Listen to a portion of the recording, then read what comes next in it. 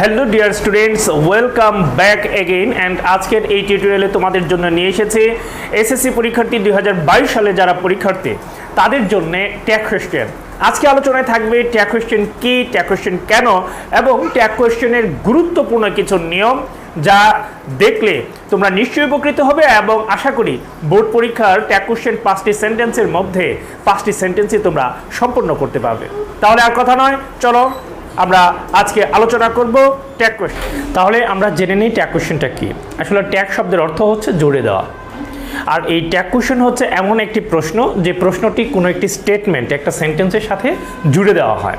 কীরকম তোমরা একটু খেয়াল করো, আমরা যখন পরীক্ষার প্রশ্নপত্রে ট্যাগ কোয়েশ্চেন দেখব তখন দেখে প্রথমেই মনে করার চেষ্টা করব যে এটা কি অ্যাফার্মেটিভ নাকি নেগেটিভ। স্টেটমেন্ট অর্থাৎ সেন্টেন্স যেটি দেওয়া থাকবে সেটি যদি অ্যাফার্মেটিভ হয় তাহলে ট্যাগ কোয়েশ্চেন হবে নেগেটিভ, আবার সেন্টেন্সটি যদি নেগেটিভ হয় তাহলে ট্যাগ কোয়েশ্চেন হবে affirmative. Now, it is time to know what is the structure of affirmative tag question and what is the structure of negative tag question. তো এটা দেখার আগে আমরা আবার একটু জেনে নিই যে সেন্টেন্সটা যদি অ্যাফার্মেটিভ হয় তাহলে ট্যাগ কোয়েশ্চেন হবে নেগেটিভ, আর সেন্টেন্সটি যদি নেগেটিভ হয় তাহলে ট্যাগ কোয়েশ্চেন হবে অ্যাফার্মেটিভ। তো চলো আমরা অ্যাফার্মেটিভ ট্যাগ কোয়েশ্চেনটার স্ট্রাকচারটা একটু দেখে নিই। অ্যাফার্মেটিভ ট্যাগ কোয়েশ্চেনের স্ট্রাকচারটা, যে সেন্টেন্সটা দেওয়া থাকবে অ্যাফার্মেটিভ, তার শেষে ওই সেন্টেন্সের টেন্স অনুযায়ী অক্সিলারি ভার্ব এবং তারপরে সেন্টেন্সের সাবজেক্টটি বসিয়ে শেষে প্রশ্নবোধক চিহ্ন দিলেই সেটা হয়ে গেল। অ্যাসার্টিভ সেন্টেন্স আমরা জানি দুই প্রকার, একটা অ্যাফার্মেটিভ আর একটা হচ্ছে নেগেটিভ। তো এই অ্যাফার্মেটিভ সেন্টেন্সের ক্ষেত্রে আমরা নেগেটিভ ট্যাগ কোয়েশ্চেন করব, আর সেন্টেন্সটি যদি কোনো কারণে নেগেটিভ হয়, কোনো কারণে এই জন্য বললাম যে নেগেটিভ করার জন্য আমরা সাধারণত অক্সিলারি ভার্বের পরে নট বসিয়ে সেন্টেন্সকে নেগেটিভ করি, অথবা নেগেটিভ কোনো ওয়ার্ড ব্যবহার করে তারপর আমরা একটা সেন্টেন্সকে নেগেটিভ করি।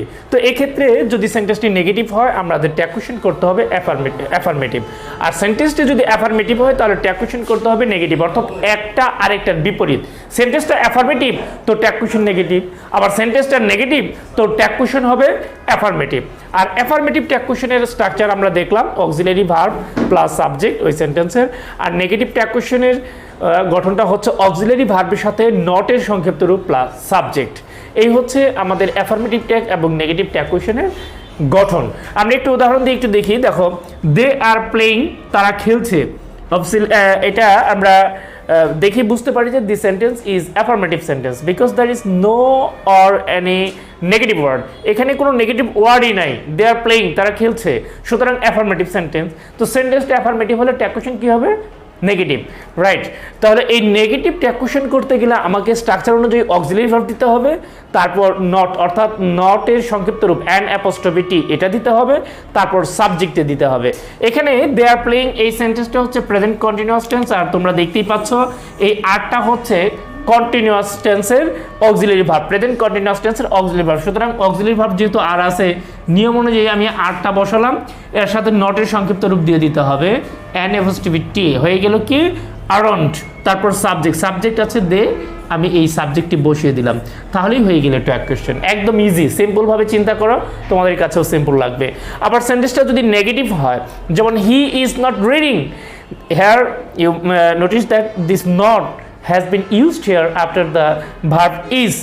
This is the auxiliary verb of the sentence. As you know that this is the structure of present continuous tense. So according to the structure, this is the auxiliary verb.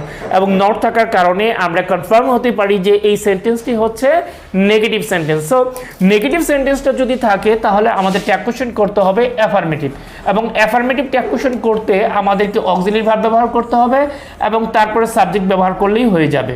এখানে auxiliary verb হচ্ছে is, আর ইজের পরে subject এখানে হি আছে, হিটে দিয়ে দিলাম। এই হয়ে গেল নেগেটিভ সেন্টেন্সের জন্য ট্যাগ কোয়েশ্চেন, একদম পানির মতো।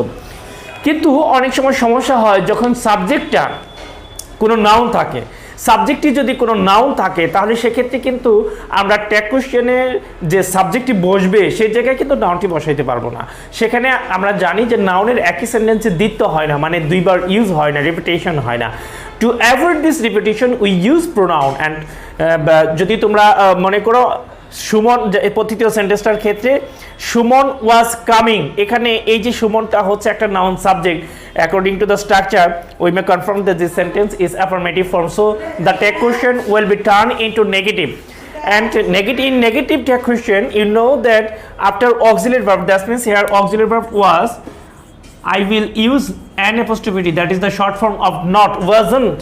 সো এখন এই ওয়াজন্টের পরে অক্সিলারি ভার্বের পরে নট লেখার পর আমাকে সাবজেক্ট দিতে হবে।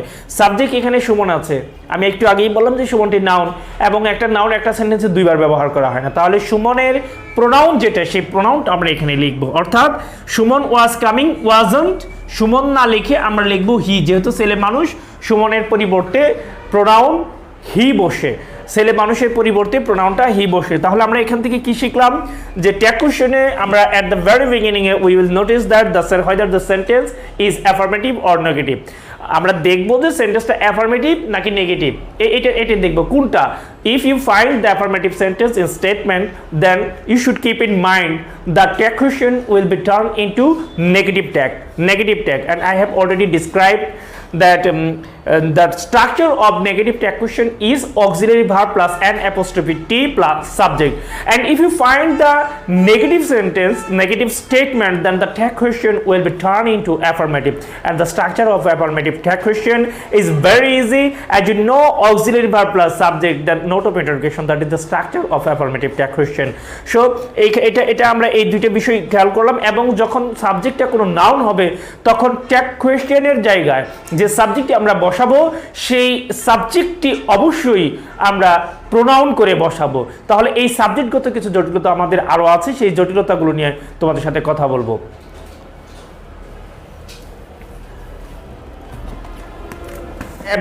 everyone, everybody, somebody, some, someone, none, nobody, এগুলো থাকবে। তখন এদের পরিবর্তে সাবজেক্টটি হয়ে যাবে দে, এদের পরে সাবজেক্ট কি হবে দে। কিন্তু এই বডি ওয়ান বা যেমন আমি নিচে লিখেছি এভরিথিং, সামথিং, নাথিং অথবা থিং যুক্ত কোনো সাবজেক্ট থাকলেই সেই সাবজেক্টের পরিবর্তে হয়ে যাবে ইট ট্যাগ কোশ্চেনে।